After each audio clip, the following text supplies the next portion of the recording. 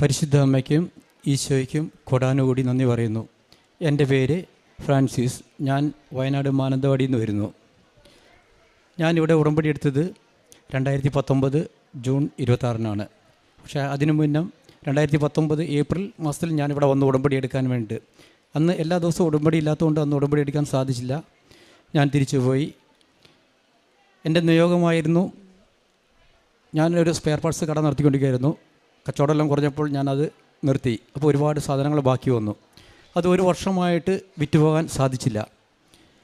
അങ്ങനെ അതിൻ്റെ നിയോഗമായിട്ടാണ് ഞാൻ ഏപ്രിൽ മാസത്തിൽ വന്നത്. ഞാനിവിടെ വന്ന് തിരിച്ച് ഞാൻ വീട്ടിലെത്തി.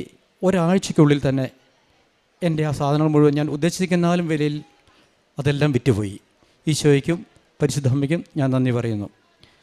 അതുപോലെ ഞങ്ങൾ കുറച്ച് പേര് ഷെയർ കൂടി മേടിച്ച സ്ഥലമുണ്ടായിരുന്നു. അത് 3 വർഷമായിട്ടും വിൽക്കാൻ സാധിച്ചില്ല. വിൽക്കാൻ സാധിക്കാത്തതിൻ്റെ കാരണം അതിൻ്റെ ഒരതിർത്തി ഒരു RC പള്ളിയുടെ സെമിത്തേരി ആയിരുന്നു. സെമിത്തേരി കാരണം വരുന്നവരാരും അത് വാങ്ങുന്നില്ലായിരുന്നു.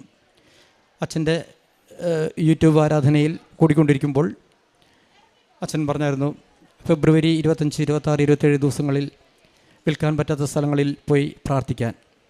അതുപ്രകാരം പോയി നേർച്ച വസ്തുക്കളായ ഉടമ്പടി തൈലവും ഉപ്പും കാശിരവും എല്ലാം എടുത്ത് ഞങ്ങൾ പോയി പ്രാർത്ഥിക്കുകയും 4 സ്ഥലങ്ങളിലും ഉപ്പിട്ട് പ്രാർത്ഥിക്കുകയും ചെയ്ത് തിരിച്ച് വീട്ടിലെത്തി.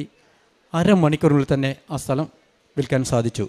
ഈശോയ്ക്കും പരിശുദ്ധ അമ്മയ്ക്കും നന്ദി പറയുന്നു. അതുപോലെ 30 വർഷത്തിലേറെയായി എനിക്ക് നടുവേദനയായിരുന്നു. അത്യാവശ്യ കാര്യങ്ങൾ മാത്രം ഇങ്ങനെ ചെയ്തു പോകുമായിരുന്നു.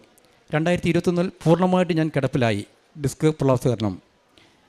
അങ്ങനെ കോഴിക്കോട് ഹോസ്പിറ്റലിൽ പോയി, ഒരു പ്രഗത്ഭമായ ഹോസ്പിറ്റലിൽ പോയി. അവിടെ ചെന്നപ്പോൾ അവർ പറഞ്ഞു ഓപ്പറേഷൻ ചെയ്യണമെന്ന്.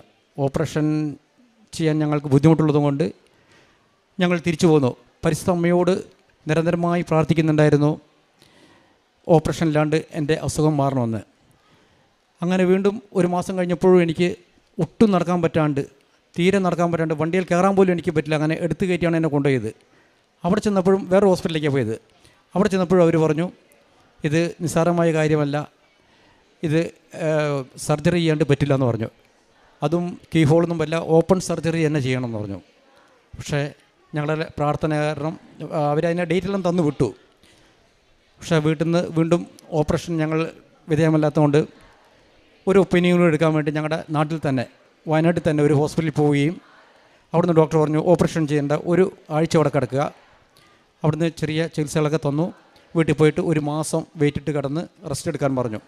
ഒപ്പം തന്നെ വിശുദ്ധ നേർച്ച വസ്തുക്കൾ ഉപയോഗിക്കുകയും ചെയ്തിരുന്നുണ്ടായിരുന്നു.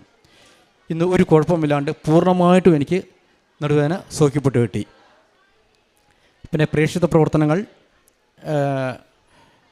എല്ലാ മാസവും ഞാൻ പത്രം മേടിച്ച് വിതരണം ചെയ്തിട്ടുണ്ട്. ആദ്യമൊക്കെ ഞാൻ ബസ് സ്റ്റാൻഡിലും ബസ്സുകളിലൊക്കെ പോയി കൊടുക്കുമായിരുന്നു, ഓട്ടോറിക്ഷ സ്റ്റാൻഡിലൊക്കെ കൊടുക്കുമായിരുന്നു. ഇപ്പോൾ പരമാവധി വീടുകളിൽ പോയിട്ട് ഞാൻ പത്രവിതരണം ചെയ്യുന്നുണ്ട്. പിന്നെ രോഗികളെ പരമാവധി ഹോസ്പിറ്റലും വീടുകളിലൊക്കെ പോയി കാണുന്നുണ്ട്. കാരുണ്യ പ്രവർത്തികളായിട്ട് രോഗികൾക്ക് ചികിത്സാ സഹായം നൽകുന്നുണ്ട്. ഓർഫണേജിൽ പോയി ഭക്ഷണങ്ങൾ കൊടുക്കുന്നുണ്ട്. ആത്മീയ ജീവിതത്തിൽ എല്ലാ ദിവസവും ഞാൻ വിശുദ്ധ കുർബാനയ്ക്ക് പോകുന്നുണ്ട്. ഞാൻ മാത്രമല്ല, എൻ്റെ കുടുംബത്തിലെല്ലാവരും പോകുന്നുണ്ട്. പിന്നെ അരമണിക്കൂർ ബൈബിൾ വായിക്കുന്നുണ്ട്, ഉപവാസം എടുക്കുന്നുണ്ട്. ഈ ബൈബിൾ വായന എന്ന് പറഞ്ഞാൽ ഈ ഉടമ്പടി എടുക്കുന്നതിന് മുന്നേ സമ്പൂർണ്ണ ബൈബിള് ഒരു തവണയെങ്കിലും വായിക്കണമെന്ന് എനിക്ക് ആഗ്രഹമുണ്ടായിരുന്നു. പക്ഷേ ഇതുവരെ എനിക്ക് വായിക്കാൻ കഴിഞ്ഞില്ല. ഈ ഉടമ്പടി എടുത്തതിന് ശേഷം 4 തവണ ഞാൻ വായിച്ചു കഴിഞ്ഞു. അതുപോലെ ഉപവാസമാണെങ്കിലും എല്ലാ ദുഃഖവെള്ളിയാഴ്ചയെങ്കിലും ഞാൻ ഓർക്കും ഒരു ദിവസമെങ്കിലും ഉപവാസം എടുക്കണമെന്ന്. അതും നടക്കില്ല, ഉച്ചയാകുമ്പോഴത്തേക്കും നമ്മുടെ പിടുത്തം വിട്ടുപോകായിരുന്നു. പക്ഷേ ഇപ്പോൾ എല്ലാ ആഴ്ചയും ഒരു ദിവസം ഫുള്ളായിട്ട് ഉപവാസം എടുക്കാനുള്ള കൃപ കിട്ടിയിട്ടുണ്ട്.